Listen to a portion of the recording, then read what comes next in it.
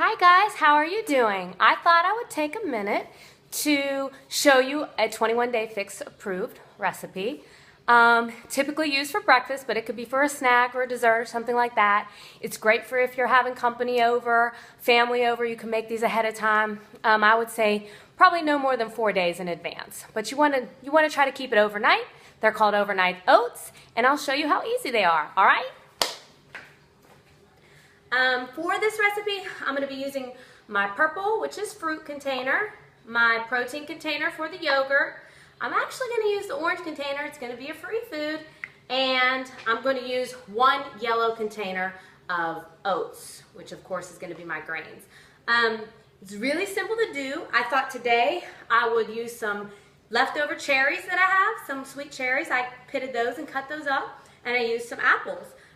All you have to do is take unsweetened plain yogurt, and I already put a little bit in this cup, but you just want to fill up your red cup so that you would be able to put a lid on it, you know, when it was full. All right, we're just going to do that. Dump it in here. If the bite of of the plain Greek yogurt is a little too harsh for you and you really haven't gotten used to that sugar getting out of your system yet, you can go ahead and add a little bit of honey. That will help to sweeten it up. Actually, it'll help sweeten it up a lot more than you think. I'll put this off to the side. I'm going to go ahead and put my cherries in the purple container first. And then whatever room I have left, I had diced up some apples. And I'll put that in next. And usually it's like 2.5 big handfuls if it's just completely apples. But since the cherries, I'm not sure. Well, it actually fit. So we have that on there. I could easily put a lid on it if I wanted to. I'm going to dump that in there.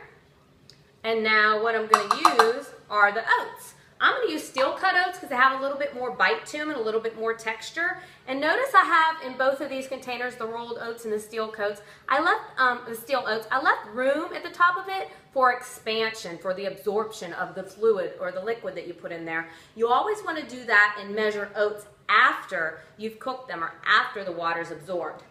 Steel cut doesn't absorb quite as much, so you get a little bit more out of them than the regular rolled oats. People always ask, well, what's the difference?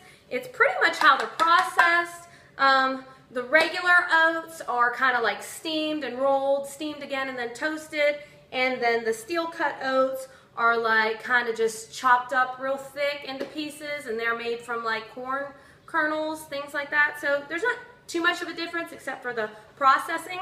Now I'm going to go to the orange container here, and I have some chia seeds. They're great for omega-3s, and they actually give it a gelatinous kind of texture and thicken up the oatmeal quite a bunch.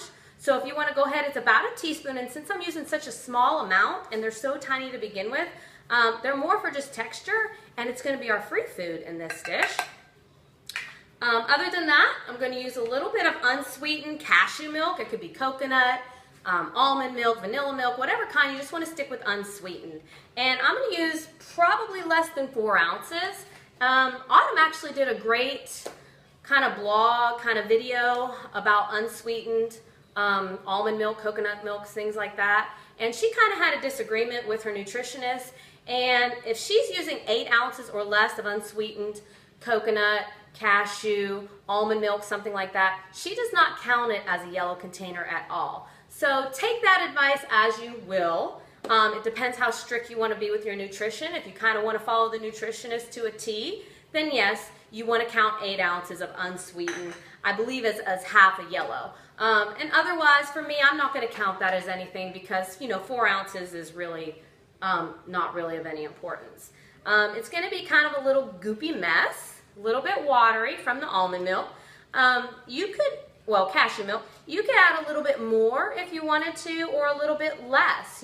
Play around with it, see what you like. Use the fruit you have on hand, which is what I did. I have one of these cool little mason jars, so if you happen to have one of those, it just makes it kind of look pretty. But you could also use plastic containers to take them to work or give to your kids in school in smaller amounts probably, because this is a pretty big portion. And I would say you just want to leave it sit in your fridge 4 to 6 hours minimum. You'll see it'll start to thicken up, especially with that little bit of chia seeds I have in there. And it's super healthy for you guys. Play around with it if you have granola, things like that. Just make sure to account for your containers and stuff. We're gonna put a lid on it. It's gonna sit in the fridge and it'll be ready for tomorrow, all right? If you have any comments or questions or anything I can help you with, go ahead and post them below. Thanks for watching. Bye.